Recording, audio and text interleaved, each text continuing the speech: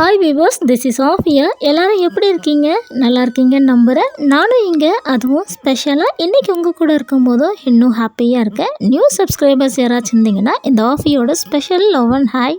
வழக்கமாக நான் இன்ட்ரோ கொடுக்கும்போது ஒரு விஷயம் சொல்லுவேன், எப்போவுமே சொல்லுவேன். இன்றைக்கி நான் சொல்லலை, அது என்னன்றதை நோட் பண்ணிங்க அப்படின்னா மறக்காமல் எனக்கு கமெண்ட்டில் சொல்லுங்கள். எப்போவுமே லைட் போட்டு தான் வந்து டோர் ஓப்பன் பண்ணுவேன். ஆனால் இந்த லைட், இந்த செடியில் இருக்குது பார்த்தீங்களா, இந்த லைட்லாம் போட்டுலாம் ஓப்பன் பண்ண மாட்டேன். இது சும்மா ஒரு 2 நாளைக்கு இந்த மாதிரி ஆன் பண்ணிகிட்ருப்பேன். ரொம்ப நாள் ஆகிடுச்சி இந்த லைட் வந்து ஆன் பண்ணி விட்டுட்டு. அதனால் சும்மா டெஸ்ட் பண்ணி பார்த்தேன். ஏன்னா வந்து நிறைய ஃபெஸ்டிவல் டேஸ்லாம் வரப்போகுது இதுக்கப்புறம். ஸோ ஒர்க் ஆகுதா இல்லையான்னு பார்க்கறதுக்காக பண்ணேன். அது ஒர்க் ஆகாதனால சும்மா அங்கேயே வச்சுருக்கேன். சும்மா விலாக் ஸ்டார்ட் பண்ணுறோம் அப்படின்றதுக்காக நான் அதை ஆன் பண்ணி விட்டுருக்கேன். மற்றபடி ஒன்றும் கிடையாது. இன்றைக்கி வீட்டில் எல்லாருமே இருக்காங்க, நேற்றே வந்துட்டாங்க. ஸோ எல்லோரும் இருக்கிறதுனால பிளாக் டீ கேட்டாங்க. சும்மா ஒன்றும் பிளாக் டீ கேட்கல, எப்போவுமே பால் போட்டு தான் டீ போட்டு கொடுப்பேன். அதே மாதிரி பால் வாங்கிட்டு வந்தேன். ஆனால் பால் டீ வேணான்னு சொல்லிட்டாங்க. எதனால் பால் டீ வேணான்னு சொன்னாங்கன்னு பார்த்தீங்கன்னா, நம்ம டேபிள் மேலே வச்சுருக்கோம்ல ஒரு ஷோ பீஸு, அந்த டீ கப்பு. ஒரு 3-4 டேஸ் முன்னாடி சொல்லியிருப்பேன், தங்கச்சி வந்து வெஸ்ட் சைட் போயிருந்தாங்க. அப்போ அந்த டீ கப் ஹோல்டர் வாங்கிட்டு வந்தாங்கன்னு சொல்லிட்டு, அந்த கப்பில் தான் வேணும் அப்படின்னு சொல்லிட்டு ரொம்ப அடம்பிடிச்சி கேட்டாங்க. அதுக்காக தான் வந்து சரி அதில் டீ போட்டு கொடுக்கலாம் அப்படின்னு எடுத்திருக்கேன். ஆனால் எடுக்கும்போது எனக்கு ஒரு பயம், எத்தனை கிளாஸ் இன்றைக்கி உடைய போகுதுன்னு தெரியலையே அப்படின்ட்டு. ரொம்ப பக்குவமாக பார்த்துக்கணும். எனக்கு எப்போவுமே இந்த கிளாஸ் ஐட்டம் யூஸ் பண்ணுறது ரொம்ப பிடிக்கும். முக்கியமாக கிச்சனில் யூஸ் பண்ணுறது ரொம்ப பிடிக்கும். ஏன்னா வந்து எனக்கு கிச்சனில் வந்து நான் ரொம்ப பொறுமையாக இருக்கணும் அப்படின்னு நினைப்பேன். அதனாலேயே வந்து நிறைய கிளாஸ் ஐட்டம்ஸ் வந்து வாங்கி வச்சுருப்பேன் வீட்டில். ஏன்னா கிச்சனில் இருக்க மற்ற பொருள் எடுக்கும்போது நம்ம ரொம்ப கேர்ஃபுல்லாலாம் இருக்க மாட்டோம், ரொம்ப அசால்ட்டாக எடுத்து பண்ணிவிடுவோம். இந்த மாதிரி கிளாஸ் ஐட்டம், மண்சட்டியில் மட்டும் அது எடுக்கும்போது கொஞ்சம் கவனம் செலுத்தி நம்ம அதை எடுப்போம். அதனாலே எனக்கு வந்து இந்த மாதிரி ஐட்டம்ஸ் யூஸ் பண்ணுறது கிச்சனில் ரொம்ப பிடிக்கும். ஏன்னா எனக்கு எப்போவுமே கிச்சனில் வந்து நான் ரொம்ப பொறுமையாக இருக்கணும்னு நினைப்பேன். எந்த ஒரு கோவமோ டென்ஷனோட கிச்சனில் நிற்கக்கூடாதுன்றது என்னோடய தாட் எப்போவுமே. ஆனால் இன்றைக்கி என்னன்னு தெரியல, எனக்கு இந்த கிளாஸ் எடுக்கும்போதோ இதை ஊற்றி கொண்டு வர வரைக்குமே எனக்கு ரொம்ப பயம். எப்படி தான் இந்த டீ கடையிலலாம் அழகாக இதை எடுத்துகிட்டு வராங்கன்னு தெரியல. நான் எல்லாமே ஃபில் பண்ணதுக்கப்புறம் தூக்கிட்டு வரேன். எனக்கு என்னமோ ரொம்ப வெயிட்டை நான் எப்படி கவுத்திடுவேன் அப்படின்ற மாதிரி தான் எனக்கு ஃபீல் இருந்துச்சு. கிச்சன்லேருந்து இந்த டேபிளுக்கு எடுத்துகிட்டு வரதுக்குள்ளே நான் அவ்வளோதான், செம்ம பயம். எங்கே இந்த கிளாஸை போட்டு உடச்சிருவேன். எனக்கு என்னன்னு தெரியல, இது எடுக்கும் போதுலேருந்து எல்லாேருக்கும் கொடுக்குற வரைக்கும், இதை கழுவியும் மறுபடியும் அந்த இடத்துல வைக்கிற வரைக்கும் நான் ஏதோ உடச்சிருவேன். இன்றைக்கி கன்ஃபார்ம் ஒரு கிளாஸ் உடைய போகுதுன்றது மைண்டில் ஃபிக்ஸ் ஆகிட்டே இருந்துச்சு. அது ஏன்னே எனக்கு தெரியல. ஆனால் வந்து நம்ம நினச்சது நடக்காது இல்லையா எப்போவுமே. அந்த மாதிரி எதுவுமே இப்போ வரைக்கும் ஆகலை. எல்லோரும் அவங்கவுங்களோட டீயை எடுத்துக்கிட்டாங்க. யாருமே வந்து வீடியோவில் காட்ட முடியல. ஏன் பார்த்தீங்கன்னா எல்லாருமே வந்து இப்போ தான் தூங்கி எழுந்து அந்த கலையோடு உட்காந்துட்ருக்காங்களா, யாருமே வந்து வீடியோவில் வர்றதுக்கு விருப்பம் இல்லை. தங்கச்சி மட்டும் இன்றைக்கி காலையில் ஃபாஸ்டிங், அவள் வந்து சாப்பிடல. ஏன்னா வந்து இன்றைக்கி 1mgலேருந்து அவளுக்கு ப்ளட் டெஸ்ட் எடுக்க வந்திருக்காங்க. அதனால் அவள் நைட் ஃபுல்லாக சாப்பிடலை. காலையில் அந்த ப்ளட் டெஸ்ட் எடுக்கிற வரைக்கும் சாப்பிடக்கூடாதுன்னு சொல்லிட்டாங்க. அவளுக்கு மட்டும் பிளாக் டீ கொடுக்கல. 1mgல இருந்து தங்கச்சிக்கு வந்து ப்ளட் டெஸ்ட் எடுக்கிறதுக்காக வந்திருக்காங்க. நிறைய ஒரு ஃபெமிலியரான ஸ்கேன் சென்டர்லலாம் பார்த்தீங்கன்னா இந்த ப்ளட் டெஸ்ட் எடுக்கிறதுக்கு ரொம்ப அதிகமாக அமௌண்ட்டு கேட்டாங்க. அதுக்கப்புறம் இவளோட டாக்டரே வந்து சஜஸ்ட் பண்ணதுனால இந்த மாதிரி 1mgல ட்ரை பண்ணுங்க அப்படின்னு சொல்லியிருந்தாங்க. ஸோ அதனால் அவங்கள புக் பண்ணியிருந்தோம். வீட்டுக்கே விசிட் பண்ணி அவங்களுக்கு தேவையான ப்ளட்டை எடுத்துகிட்டு போயிடுவாங்க. இதோட ரிப்போர்ட்டுமே அன்றைக்கி ஈவினிங்கே கொடுத்துருவாங்க. வேணும்னா நம்மளுக்கு கொரியர் போட்டு விட்டுருவாங்க. ரொம்ப ஃபெமிலியராக இருக்கக்கூடிய அந்த மற்ற ஸ்கேன் சென்டரில் கம்பேர் பண்ணும்போது 1mg வந்து எனக்கு தெரிஞ்சு அஃபோர்டபுள் தான். இது வந்து வீட்டுக்கே வந்து பண்ணுறதுனால கொஞ்சம் வந்து நம்மளுக்கு வந்து இப்போது டைம் இல்லாமல் பிஸி ஷெடியூலில் இருக்கிறவங்களுக்கெல்லாம் எனக்கு தெரிஞ்சு வந்து இது ரொம்பவே கன்வீனியண்ட்டாக இருக்கும்னு நினைக்கிறேன். வீட்டில் இருந்தபடியே அவங்கள வந்து ப்ளட் டெஸ்ட் எடுத்துகிட்டு போயிடுவாங்க. இப்போ நம்ம எந்த ஹாஸ்பிட்டலில் போய் எந்த ட்ரீட்மெண்ட்டுக்கு போனாலும் அவங்க ஃபஸ்ட்டு கேட்குறது இந்த ப்ளட் டெஸ்ட்டு தான். ஆனால் ப்ளட் டெஸ்ட் எடுத்துகிட்டு அதுக்கப்புறம் தான் அதுக்கான ரிப்போர்ட் வந்ததுக்கப்புறம் தான் நம்மளை செக் பண்ண ஆரம்பிப்பாங்க. அதுக்கான ரிசல்ட் என்னெல்லாம் சொல்லுவாங்க. ஸோ ப்ளட் டெஸ்ட்டுக்காக ஒரு நாள் லீவ் போடுறது எனக்கு தெரிஞ்ச அவசியம் இல்லை. ஏதோ ஸ்கேன் பண்ணுறாங்கன்னா பரவாயில்ல, ப்ளட் டெஸ்ட்டுக்காக நிறைய பேர் லீவ் போட்டு அதை எடுத்து டாக்டர்கிட்ட கொடுத்துட்டு போயிட்டுருப்பாங்க. ஸோ இந்த மாதிரி வீட்டில் இருக்கும் போதுமே 1mgல நீங்கள் சொல்லிட்டீங்க அப்படின்னா காலையில் உங்கள் டைமிங் தான், என்ன டைமிங் வர சொல்கிறீங்களோ அந்த டைமிங்க்கு வீட்டுக்கு வந்துடுவாங்க. நம்ம வீட்டுக்கு வந்தே பார்த்துட்டு அதுக்கப்புறமா ப்ளட் எடுத்துகிட்டு போகிறதுனால நம்மளுக்குமே எந்த ஒரு டயர்டு தெரியாது. ஆனால் அவங்க பாவம் ரொம்ப வேக வேகமாக அந்த டைமிங்குள்ளே வரணும்னு சொல்லிட்டு வந்திருக்காங்க போல். ஆனால் அந்த எந்த டயர்டும் காட்டாமல் பொறுமையாக அழகாக பேசி அதுக்கப்புறமா அந்த இன்ஜெக்ஷன் பண்ணி ப்ளட் எடுத்துகிட்டு போயிட்டாங்க. ரிப்போர்ட்டுமே வந்து ஈவினிங்கே வந்துடுச்சு எங்களுக்கு. நாங்கள் வந்து பார்த்திங்கன்னா டைம் வந்து இன்றைக்கி லீவில் இருக்கிறதுனால 10:30 11 நினைக்கிறேன். அந்த டைம் தான் வந்து அப்பாயின்மெண்ட் கொடுத்துருந்தோம். ஸோ அந்த டைமுக்கு தான் வந்தாங்க. அதனால் காலையில் தங்கச்சி பிரேக்ஃபாஸ்ட் சாப்பிடலை.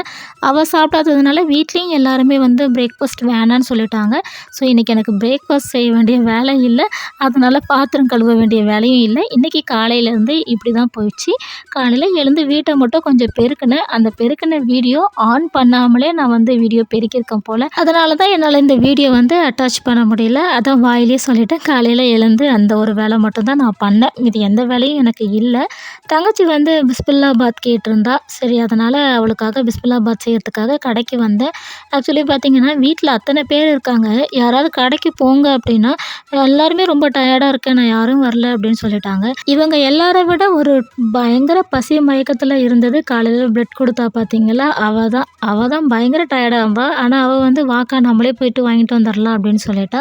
சரி, வாக்கபிள் டிஸ்டன்ஸில் தான் இருக்குது கடை. அதனால் 2 பேரும் நடந்தே வந்துட்டோம். இந்த கடை வந்து பார்த்திங்கன்னா எங்கள் ஸ்ட்ரீட் முனையிலேயே தான் இருக்கும். எப்போவுமே நம்ம வீட்டுக்கு தண்ணி கேன் போடும்போதுமே எனக்கு என்னெல்லாம் தேவை வீட்டுக்கு அப்படின்ட்டு நான் வாட்ஸ்அப் பண்ணிட்டேன்னா எனக்கு எல்லாமே எடுத்துகிட்டு வந்து கொடுத்துருவாங்க. நான் இது வரைக்கும் போய் கடைக்கு விசிட் பண்ணி போயிட்டு அந்தளவுக்கு வாங்கினதே கிடையாது. எப்போவாவது தான் நான் போவேன். ஏன்னா நான் ரொம்ப வெயிட்லாம் எதுவும் தூக்க மாட்டேன். வெயிட் தூக்க மாட்டேன் அப்படின்னா ரொம்பலாம் வெயிட்லாம் கிடையாது, தூக்குவேன். சம்டைம்ஸ் வந்து நான் கடைக்கு போனேன்னா நிறைய ஐட்டம்ஸ் வாங்கிடுவேன். இந்த ஃப்ரூட்ஸ்லாம் பார்த்தீங்கனாலே பார்த்ததும் கடையில் பார்த்தீங்கனாலே உங்களுக்கு தெரிஞ்சிருக்கும் அந்த காய்கறி பழம்லாம் எப்படி இருக்குது அப்படின்னு. இதே மாதிரி தான் எப்போவுமே இருக்கும். ரொம்ப ஃப்ரெஷ்ஷாக இருக்கும். எனக்கு என்னவோ மற்ற இடத்துல வாங்குறத விட இங்கே வாங்கினா எனக்கு வந்து ரொம்பவே சூப்பராக இருக்கும். மற்ற இடத்துல ஒரு விஷயம் 10 ரூபானா இங்கே வந்து கண்டிப்பாக வந்து அதுலேருந்து 2 ரூபாய் எக்ஸ்ட்ரா வச்சு தான் விற்பாங்க. ஆனால் வந்து அந்த குவாலிட்டியை விட இந்த குவாலிட்டி சூப்பராக இருக்கும். இப்போ நான் 10 ரூபா கொடுத்து ஒரு பொருள் வாங்குகிறேன் அப்படின்னா அது எனக்கு ஒரு 2 நாளைக்கு கூட வராது. இப்போ நான் இங்கே வாங்கினேன்னா எனக்கு அது 4 நாளைக்கு நான் ஃப்ரிட்ஜில் வச்சா கூட எனக்கு வரும். அதனால நான் எப்போவுமே இங்கே தான் வாங்குவேன். 2வது பார்த்தீங்கன்னா வெயிட் தூக்குறதுக்கு கூட ரீசன் கிடையாது. முக்கியமான ரீசன் சொன்னால் நிறைய பேர் சிரிப்பீங்க. எனக்கு நாய்னா ரொம்ப பயம். எனக்கு எப்படி சொல்கிறது, அது நான் வண்டியில் போகும்போது கூட பின்னாடி உக்காந்தேன்னா நாய் துரத்திட்டு வரும்ன்ற பயத்தில் எப்போவுமே நாய் இங்கேருந்து 10 அடி முன்னாடியே பார்த்துருவேன். நாய் பார்க்குதோ இல்லையோ நான் பார்த்துருவேன். அதை பார்த்துட்டு இங்கே பயந்துனே இருப்பேன். வண்டியில் ஓட்டுறவங்கள ஆட்டிக்கிட்டே இருப்பேன். ஐயோ, நாய்க்கிட்ட போகாதீங்க அப்படின்னு சொல்லிட்டு. அது என்னன்னு தெரியல. எத்தனை பேர் இந்த மாதிரி நாய் பார்த்து பயப்படுவீங்க அப்படின்றத கமெண்ட்டில் சொல்லுங்கள். நாய் பார்த்து பயப்படுவீங்க அப்படின்னா இந்த வண்டியில் போகும்போதும் நாய் வந்து துரத்தும். ஒரு சில பேரை துரத்திருக்கு, நான் பார்த்துருக்கேன். அது என்ன இது வரைக்கும் துரத்துனதில்லை. இல்லை என்னை துரத்திருக்குப்பா ஒரு தடவை. அந்த சீன் நான் கண்டிப்பாக நெக்ஸ்ட்டு எப்போயாச்சும் இதுக்குன்னு ஒரு விலாக் வரும்போது நான் சொல்கிறேன். என்னை துரத்திருக்கு. ஆமாம், ஒரு நாய் இல்லைங்க, நிறைய நாய் துரத்துச்சு. எப்படி நான் மறந்தேன்னு தெரில. எனக்கு அதனாலேயே நாய் பார்த்தாலே பயம். இப்போ நம்ம இருக்கிற வீட்டில் வந்து ஒரு டாக் வளர்த்துருந்தாங்க. அதுக்கு பேர் பிளாக்கின்னு சொல்லுவாங்க. அந்த மாதிரி ஒரு ப்ரீட் நான் பார்த்ததே கிடையாது. நல்லா புலி மாதிரி இருக்கும் அதோட தோல் எல்லாமே. கொஞ்ச நாள் வந்து ஃபஸ்ட்டு ஸ்டார்டிங்கில் நானுமே அதை பார்த்து பயந்தேன். அதுக்கப்புறமா எனக்கும் அதுக்கும் செட் ஆகிடுச்சு. அந்த ஒரு டாக் கூட மட்டும்தான் வந்து நான் ரொம்ப க்ளோஸாக இருந்தது, பிளாக்கி. எனக்கு ரொம்ப பிடிக்கும். அது என்ன பண்ணுன்னா, நாங்கள் இப்போ வீட்டை விட்டு வெளியே போனோன்னா அது வந்து கிளம்பிடும். எங்கள் கூடவே வரணுன்ட்டு ஆசைப்படும். நாங்கள் எவ்வளோ நாள் அதை ஏமாற்றிட்டுலாம் போகணும்னு நினைப்போம். ஆனால் அது எங்கள் பின்னாடியே வரும். அது கூட வர்றது பிரச்சனை இல்லை. ஆனால் அது கூட வரும்போது தெருவில் இருக்க நாய்ங்க எல்லாம் குலைக்குமா, அப்போ அதுங்க கூட பயங்கரமாக சண்டை போடும். சண்டை போடுற மாதிரி ஸ்டார்ட் பண்ணிவிடும். மற்ற நாய்ங்கெல்லாம் இதுக்கிட்ட எகிரி வரும்போது என்ன பண்ணணும்னா ஸ்ட்ரெயிட்டாக யார் இப்போ நாம தானே அது கூட வந்துட்டுருக்கோம், நம்மக்கிட்ட வந்து நின்றோம். மற்ற நாய் நம்மக்கிட்ட வந்துருமா. இதனாலேயே எனக்கு வெளியே போகிறதுக்கு நான் ரொம்ப பயந்துட்டு இருந்தேன் ஸ்டார்டிங்கில். அதனால் அப்பத்துலேருந்து இங்கேயே நான் காய் வாங்கிடுவேன், பழம் வாங்கிடுவேன். ஏன்னா இவங்கக்கிட்ட மட்டும் நான் வாட்ஸ்அப்பில் ஆர்டர் கொடுத்துட்டேன் அப்படின்னா எனக்கு வீட்டுக்கிட்டேயே கொண்டு வந்து கொடுத்துறதுனால நான் இங்கேயே பழகிக்கிட்டேன். எனக்குமே அது வந்து இப்போ கன்வீனியண்ட்டாக இருக்குது. தங்கச்சி வந்து பிஸ்மில்லாபாத் கேட்டதுனால அதுக்கான காய் எதுவுமே இல்லை. அதனால தான் இன்றைக்கி கடைக்கு போக வேண்டிய நிலமை. வீட்டில் வந்து இருக்குது. ஒரு பெரிய கத்திரிக்காய் வச்சுருக்கேன், அதோட பன்னீர் இருக்குது. இதை வச்சு தான் 2 நாள் வந்து நான் ரெசிபி பிளான் பண்ணியிருந்தேன். சடனாக பிஸ்மில்லாபாத் சொன்னதுனால எல்லா காயும் போட்டால் தான் டேஸ்ட் வருன்றதுனால நான் இன்றைக்கி போய் வாங்குறதுக்காக நானும் தங்கச்சியும் போனோம். மளிகை கடையில் ஒரு வீடியோ எடுத்து போட்டிருப்பேன். அதில் ஒரு தம்பியை பார்த்துருப்பீங்க. அவன் பேர் சத்யராஜ். அவன் இல்லைன்னா அந்த கடை வந்து உண்மையாகவே போராக தான் இருக்கும்னு நினைக்கிறேன். அவன் பேர் என்னன்னு யார் கேட்டாலும் சரி, ஃபோன் பண்ணி தண்ணி கேனுக்கு ஃபோனுக்காக கால் பண்ணாலும் சரி, கடையில் வந்துட்டு எப்பா தம்பி அப்படின்னு கூப்பிட்டாலும் சரி, அவன் சொல்கிற முதல் வார்த்தை சத்யராஜ் IPS. அதான் நினைக்கிறேன். சத்யராஜ் ஐபிஎஸ் அப்படின்னுவான் எப்போவுமே. கடைக்கு நான் போயிட்டேன் அப்படின்னா பயங்கரமாக அவனை வச்சு செஞ்சுருவேன் நான். கண்டிப்பாக இந்த வீடியோவில் அவனை பற்றி பேசணுன்னா வீடியோ பத்தாது. ஒரு நாள் டைம் கிடைக்கும், அவனை வச்சு நம்ம ஒரு வீடியோ பண்ணலாம். பயங்கரமாக வச்சு செய்யலாம். நீங்கள் இன்னும் அவனை பற்றி பார்த்ததில்ல, யாருக்குமே முழுசாக தெரியாது. வீடியோவில் பார்த்துட்டு ரொம்ப நல்ல பிள்ளை மட்டும் நினச்சிடாதீங்க. அவ்வளவு நல்ல நடிப்பு, நல்ல நடிகன் சத்யராஜ். பேருக்கு ஏற்ற மாதிரியே நல்ல நடிகன். நான் சொன்ன மாதிரி அவனை பற்றி பேசணுன்னு ஸ்டார்ட் பண்ணிட்டா போய்கிட்டே இருக்கும். நான் பாருங்கள் நிறுத்தவே மாட்டேங்கிறேன். ஃபைனலாக நான் என்ன பண்ணுறேன்றது கூட உங்கள்கிட்ட சொல்லாமல் இருக்கேன். பிஸ்மில்லாபாத் கேட்டதுனால இன்றைக்கி அதுதானே பண்ணிகிட்ருக்கோம். ஸோ நான் இது வந்து உங்களுக்கு ரொம்ப குயிக்காக இந்த ரெசிபியை சொல்லிடுறேன். பிஸ்மில்லாபாத் செய்யலாமா? 1 கப் அரிசி எடுக்கிறீங்கன்னா அதுக்கு 1/2 கப்பு வந்து துவரம்பருப்பு எடுத்துக்கோங்க. நல்லா ஊற வச்சு கழுவி வாஷ் பண்ணிவிடுங்க. துவரம்பருப்பில் பயங்கர அழுக்கு இருக்கும். அதனால் 2-3 தடவை நல்லா வாஷ் பண்ணி எடுத்துகிட்டு எந்த கப்பில் அரிசி எடுத்தீங்களோ அந்த கப்பில் 5 இல்லை ஒரு 6 டம்ளர், கரெக்டாக சொல்லணுன்னா ஒரு 5 டம்ளர் ஓகே தான் நினைக்கிறேன். 5-5.5 வச்சுக்கோங்களேன். குக்கரில் தண்ணி ஊற்றி துவரம்பருப்பு சேர்த்ததுனால ஒரு 6 இல்லை 7 பூண்டு சேர்த்துக்கோங்க. கண்டிப்பாக பூண்டு சேர்த்துக்கோங்க. அது கூட மஞ்சள் பொடி, தேவையான அளவுக்கு எண்ணெய். நான் வந்து தேங்காய் எண்ணெய் விட்டுருக்கேன். பிஸ்மில்லாபாத் செய்யும் போது கொஞ்சம் தேங்காய் எண்ணெய் விட்டுட்டு வேக வச்சு பாருங்கள், டேஸ்ட்டு சூப்பராக இருக்கும். குக்கரில் வச்சுட்டு ஹை ஃப்ளேமில் ஒரு விசில் வச்சுக்கோங்க. லோ ஃப்ளேமில் 2 விசில் வச்சு எடுத்திங்கன்னா சாதம் சூப்பராக ரெடியாக இருக்கும். நல்லா தொட்டு பார்த்திங்கன்னா அப்படியே பூ போலவும் இருக்கும், பயங்கர சாஃப்டாகவும் இருக்கும். பிஸ்மில்லாபாத்துக்கு முக்கியமான விஷயமே ஃப்ரெஷ்ஷாக அரைக்கிற அந்த மசாலா தான். அந்த மசாலா எல்லாத்தையுமே கரெக்டான அளவுகளோடு நான் டிஸ்கிரிப்ஷனில் கொடுக்குறேன். ஒரு தேங்காய் காமிச்சேன் பார்த்திங்களா, அந்த கொப்பரை தேங்காய், அது வந்து எனக்கு சடனாக கிடச்சிது. அதனால் அந்த தேங்காய் சேர்க்கும் போது இந்த பிஸ்மில்லாபாத்தோட டேஸ்ட் வந்து இன்னும் சூப்பராக இருக்கும். நல்லா மீடியம் ஃப்ளேமில் அந்த மசாலாவை வறுத்து நல்லா ஆற வச்சு அதுக்கப்புறம் மிக்ஸி ஜாரில் அரைச்சி எடுத்து தனியாக வச்சுக்கோங்க. இந்த பக்கம் ஒரு பேனில் எண்ணெய் சேர்த்து கடுகு, அதுக்கப்புறம் வந்து பெருங்காயத்தூள் சேர்த்துக்கோங்க. முக்கியமாக பெருங்காயத்தூள் சேர்த்துக்கோங்க. அது கூட வந்து சின்ன வெங்காயம். பிஸ்மில்லாபாத் செய்கிறீங்க அப்படின்னா கண்டிப்பாக சின்ன வெங்காயம் சூஸ் பண்ணிக்கோங்க. பெரிய வெங்காயம் விட சின்ன வெங்காயம் டேஸ்ட்டு இன்னும் நல்லா டேஸ்ட்டாக இருக்கும்.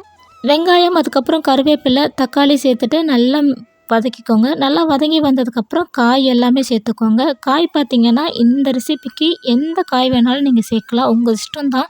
ஆனால் முக்கியமான காயின்னு பார்த்தா ஒரு 4 இருக்கும் பிஸ்மில்லாபாத்துக்கு. கத்திரிக்காய், முருங்கைக்காய், கேரட்டு, பீன்ஸுன்னு உருளைக்கிழங்கு, இது மட்டும்தான் அதிகபட்சம் சேர்ப்பாங்க. அது கூட வந்து உங்களுக்கு எக்ஸ்ட்ரா வேணால் அவரைக்காய், முள்ளங்கி இதெல்லாம் சேர்த்துக்கலாம். சேர்த்துட்டு நல்லா வந்து மசாலாவும் சேர்த்து தண்ணி ஊற்றி புளி தண்ணியும் சேர்த்து நல்லா கொதிக்க வச்சு எடுத்துக்கோங்க. காய் வேக வைக்கிறதுக்கு முன்னாடி புளி தண்ணி ஊற்றிடாதீங்க. புளி தண்ணி ஊற்றிட்டிங்கன்னா காய் வந்து அவ்வளோ சீக்கிரம் வேகாது. நல்லா வெந்து எண்ணெய் பிரிஞ்சு வந்ததுக்கப்புறமா வேக வச்ச சாதத்தை கொட்டி நல்லா மிக்ஸ் பண்ணிக்கோங்க. தண்ணியோட அளவுகள் வந்து பார்த்திங்கன்னா உங்களுக்கு இதுவே கரெக்டாக இருக்கும். நீங்கள் காய் வேக வைக்கிறதுக்கு, அதுக்கப்புறம் புளி தண்ணி ஊற்றுறதுக்கு இது எல்லாமே சேர்த்து ஒரு 2.5 கப் தண்ணி வந்து வச்சுக்கோங்க. இது வந்து கரெக்டாக இருக்கும் இந்த சாதம் குழஞ்சி வரதுக்கு. நல்லா மிக்ஸ் பண்ணி விட்டதுக்கப்புறமா கொத்தமல்லி தழை, முக்கியமாக நெய் ஊற்றி சர்வ் பண்ணி பாருங்கள், டேஸ்ட்டு சூப்பராக இருக்கும். இதுக்கு சைட் டிஷ் பார்த்திங்கன்னா எனக்கு தெரிஞ்சு இந்த காரா பூந்தி பயங்கர டேஸ்ட்டாக இருக்கும். அப்பளம், முறுக்கெல்லாம் கூட செம்ம டேஸ்ட்டாக இருக்கும். இந்த கேமராவுக்கு பின்னாடி பார்த்திங்கன்னா எல்லோரும் பயங்கர பசியில் இருக்கிறாங்க, எப்படா கொண்டு வந்து கொடுப்பேன்னு. அதுக்கு முன்னாடி நான் ஒரு வாய் வச்சு ஒரு வீடியோவில் காட்டிடலான்ட்டு எடுத்து வச்சேன். செம்ம சூடு. அட போங்கயான்னு சொல்லிட்டு வீடியோவே க்ளோஸ் பண்ணிவிட்டு எல்லாருக்கும் சர்வ் பண்ண ஆரம்பிச்சிட்டேன். இப்படி தான் போச்சு அன்றைக்கி காலையிலேருந்து மதியானம் வரைக்கும்.